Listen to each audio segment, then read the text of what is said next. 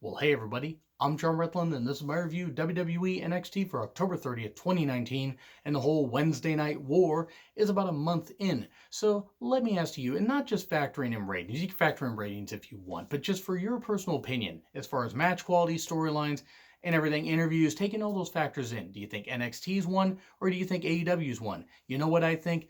Both brands have won because the fans win. The fans win by getting to watch the best of both brands, and even those that are bubbling up, even those that are just trying really, really hard, they're on the lower card, trying to come up. Everybody's been bringing their A game from their matches, to their promos, to their storylines. It doesn't matter. It's just great to see healthy competition, and just even though it's not going to be like the Monday Night Wars, it's just great to see. So, I hope that this continues to be a whole lot of fun. I'm still going to watch AEW live and NXT on demand. But whichever one you choose, and if you just want to support one brand, that's totally fine. You guys are awesome. Thank you for tuning in. So let's get to the review. We get to an opening from Poppy. I don't know who the hell Poppy is. Apparently she's super popular. Yes, I meant that as a pretty stupid pun. Popular.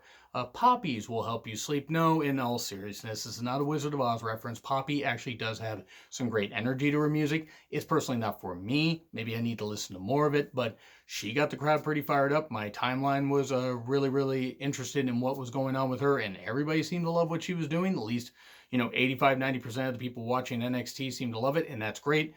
She performed a song, I believe, called I Disagree, and then switched to a song called Scary Mask. Io Shirai makes her entrance. They have a brief little exchange and everything. Poppy accompanies her to the ring for a little bit.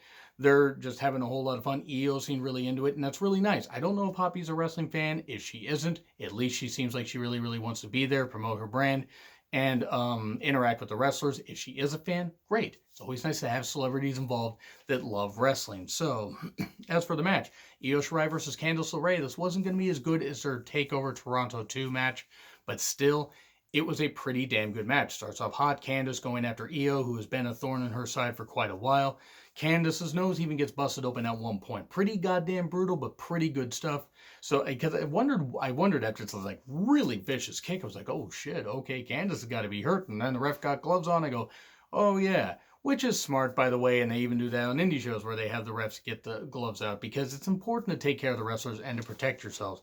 But Candice did not let that busted nose stop her. There was, Io did take over for a while, doing some good stuff and everything. Candice did come back with some nice moves. There were some good near falls. She even got her knees up when Io Shirai hit that beautiful moonsault, the best moonsault in the business. That's how you do her and Lacey Evans, by the way, probably have the best goddamn moonsaults in WWE. I don't even think Charlotte's is even close to comparing. But Io's got to be in my top 10 favorite current wrestlers, like, period. And I'm not just talking men. I'm not talking women. I'm talking wrestlers. Io is just that goddamn good. And I almost wish I'd been able to see her stuff in Stardom, but unfortunately my time was limited. But Io taking over. Candice does come back. There were some really nice spots. There was a point where a chair got introduced, but the referee took the chair away. But then the chair was still in the ring, and Io was laying on it. Candice tries for her second rope moonsault, hits the chair, and then Io ends up covering 1, 2, 3. Pretty good match. Good TV match. They worked really hard, and it was good stuff. Io goes for the chair, tries to beat her down, and then Rhea comes down and confronts Io because they've been having a bit of a verbal back and forth and stuff like that. And Io nearly cost Rhea her match against Bianca Belair. So this is good stuff. I enjoyed this. And then we get Finn Balor's package on display. I mean, video variety. You silly people, please do not turn this dirty. I don't run a clean show. But that was cool, just hyping up the whole thing, the TMZ sports stuff, and just why he turned heel. And he would obviously reveal that a little bit later when he comes out and does a promo. Pete Dunne versus Damian Priest next week. Nice. Hopefully we get to see some good stuff there. And I think Dunne's probably going to get his win back, which I think would make sense. But then we get Finn Balor. He gets a pop. He, says, a couple months ago, I was putting over the new young thing because the new hot thing because he put on a mask, making fun of Bray Wyatt and stuff like that. It was just really as close to Prince Devitt as we're going to get in WWE. He wasn't able to swear and he wasn't able to be so vicious, but he was shooting from the hip, though it did seem a bit Russo-esque with this promo, just the whole, we're pulling back the curtain and we're going to shoot and we're going to do this kind of stuff. And some of the inside-y stuff was a little bit much, but hey, at least Balor seemed to be really goddamn focused. I'm not faulting him.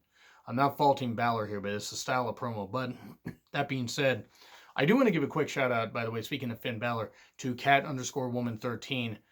She occasionally posts videos and like her reactions. She's a major Finn Balor fan. Even got to meet him, I believe, at the Royal Rumble. Correct me if I'm wrong in the comments if you would like. But wanted to give a shout out to her. I really do enjoy her videos. She's only been doing it for a little bit, and she only does a couple of them like on her Twitter feed. But I really like her takes on wrestling. I think she's got I don't even have to think. I know she's got a lot of knowledge of wrestling. She's got a lot of passion for it.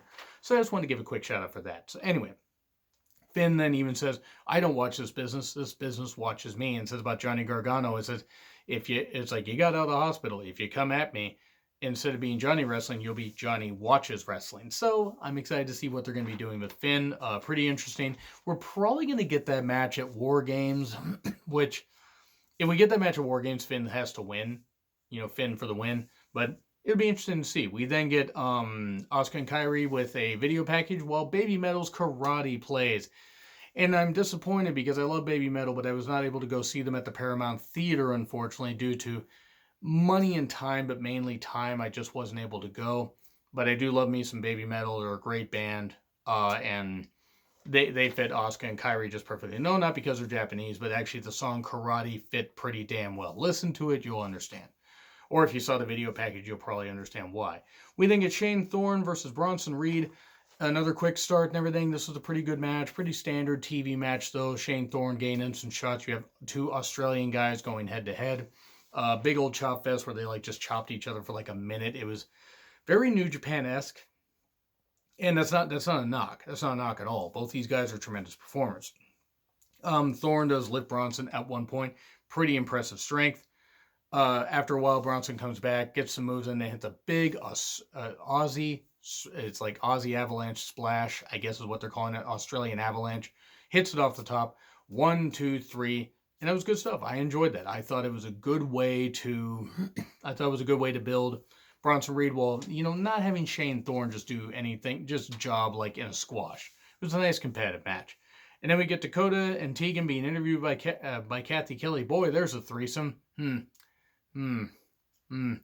Really should write these things down on notes so I know what not to say. But in all honesty, Kathy Kelly does some great interviews. Dakota and Tegan are great friends, and this was some really good stuff. Just to hype up their match, coming up.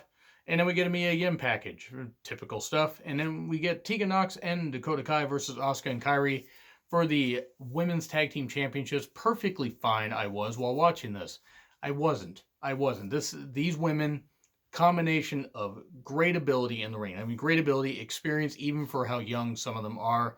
Asuka is the oldest one in the ring by a country mile. I'm not knocking either of them, or I'm not knocking Asuka at all. It's just you can tell she's the most experienced. But boy, all these women, just combination of ability, talent in the ring, and beauty. It's just great to see. And it's great to see so much representation of other countries in the ring. So, Asuka and Kyrie being vicious heels. Once again, totally fine while watching this. Great double teaming by both. I mean, there was some good back and forth stuff. Dakota did eventually get caught in a dragon screw leg whip in the ropes, and then her knee got focused on, and Asuka's just wrenching on the knee. Now, I don't mind tag team wrestling where the heels get a long set of heat, like beating up one of the faces before the hot tag. This lasted a little bit longer. I think you could have cut out a minute. Now, I don't mind the fact that they let these women go long, but it was the pacing of it. Maybe I'm just nitpicking, but I did enjoy this match. This was a really good night for women's wrestling. On AEW, you had Hikaru Shida and Shayna, and then you had this match. And this was actually, the women's matches, I would argue, were probably the matches of the show. At least my personal opinion of each show, like of AEW and all that. But anyway, this was a good match. It's a very good match. Nice to see the Women's Tag Team Championships being featured. Kyrie, of course, scissoring Dakota at one point. I'm going to let you picture that for yourself if you want. Nice strike exchange before that. We get more submissions. Tegan gets tagged. And then eventually a knee bar on, by Asuka gets it on her. Tegan does eventually get the tag to Dakota. And then Dakota gets misted. And then Kyrie hits the insane elbow. And I mean, the mist happened while there was a distraction, while Kyrie's distracting. Then Kyrie gets a tag, hits the insane elbow, and covers Tegan Nox's face while, pinning her 1, 2, 3. That was some good stuff. And then they start to beat up, and this is where things really picked up. They start to, they actually leave the ring, and then, Dakota's like blinded by the mist and not the light, and Tegan's there, and then suddenly Shayna and the two slow. I give nothing against Shayna, but just Duke and Shafir are not any good. They're objectively awful. They haven't gotten any better. They have no personality. They have no presence. They look confused. They look like they have 2 left feet. They look like newborn baby giraffes, except newborn baby giraffes eventually learn how to walk properly. I don't know what it is. Besides her association to Ronda and Shayna, and one of them being married to Roderick Strong, but mainly the first 2 things, like Ronda and Shayna, I don't know why else they're there. They're just there. And they're not any good. They have gotten, people say incrementally better. I go, well, when you're at the bottom, all you can do is get better. They just still aren't worth the TV time that they're getting. Just in my personal opinion. But anyway, enough dog into that. They get there, they attack Tegan Nox and Dakota. And then Rhea shows up. And Rhea's like, coming down. One, I love Rhea's new haircut. I mean, Rhea had shorter hair anyway, like, since she updated her look, last year. But I like the even shorter hair. I think it's perfect for her, and she's just got this great look and everything. She's staring down Shayna, and we got all this stuff going. Then Io Shirai attacks, based on the thing earlier. And then you have Bianca come down, and they're attacking. They're running Rhea into the steps and beating her down. And Candice comes down and fights off with Io and stuff like that. And everybody's fighting. There's big old schmoz, these officials coming out, and everybody's beating everybody up. And Regal's like, enough.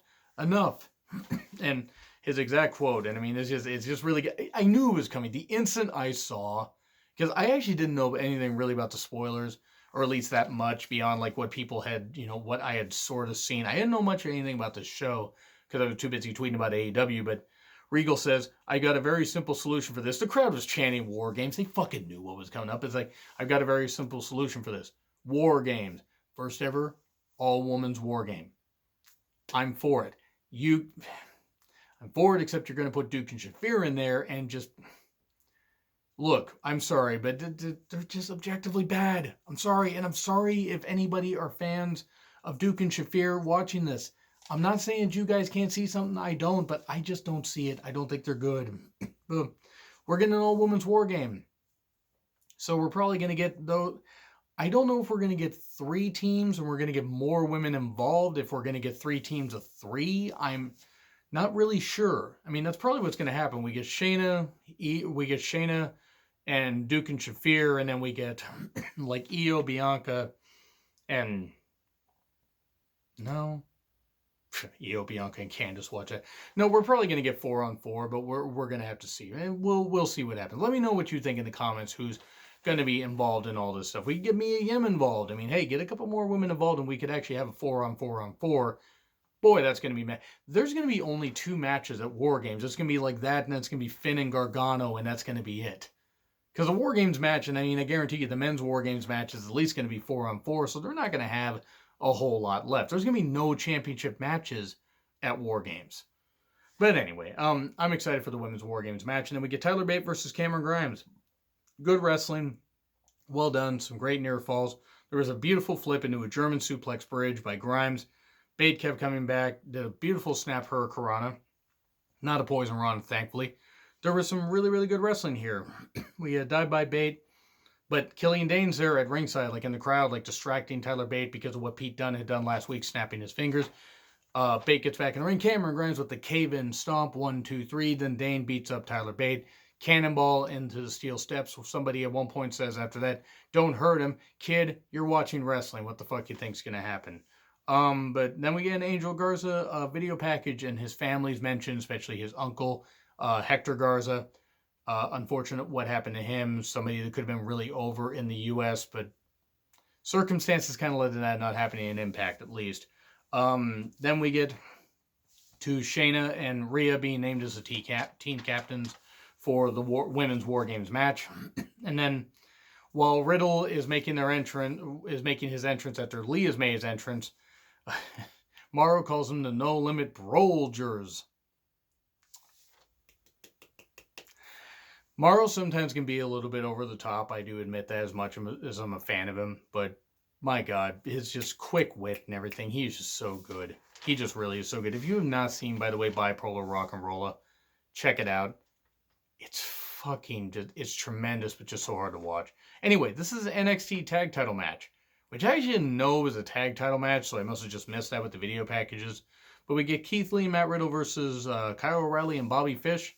And after O'Reilly and Fish had, like, knocked Riddle off the apron and tried to beat up Lee, Lee just squashes him. And both early. The faces take over for a bit, Riddle and Lee. Some good stuff. Riddle does get targeted for a bit. For a while, O'Reilly and Fish are a pretty damn good team. Lee gets in, uses some more power and stuff like that. Riddle then gets back in. And then we get Adam Cole, Bay, and then Roderick Strong running down, even though they didn't touch Riddle and he just knocked him off. We get that. Lee almost stops both of them, or stops people outside, but in the end, after Riddle had Fish almost up in the move, O'Reilly and Fish hit the high-low, 1, 2, 3, and that was a good way to end the whole thing. Ends it with the Undisputed Era. So the Undisputed Era stands tall. Then they beat down Lee. Here comes Ciampa. And Ciampa helps clean house. O'Reilly gets beat up. Lee even press slams him over onto the Undisputed Era members, the rest of them. And then we get that match. So we get Ciampa saying, he gets a mic and he says, to Goldie, you're going to have to wait a bit because Daddy's going to war. So we're getting a men's war game.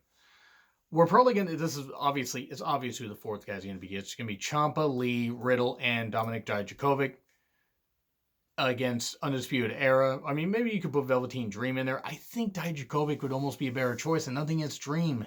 But maybe you could turn it into, maybe you could have Imperium join in there. But at that point, maybe Imperium and British Strong Style, they're going to need to really be careful with this card. And it's going to be interesting to see what they do with War Games. But that's all I'm going to say about that. I'll save that for the predictions a little bit later on. And we'll see what happens in the next couple of weeks. So anyway, do you agree, do you disagree with what I said? Like, share, subscribe, Twitter handle in the description. I'm John Ritlin. I'll see you soon.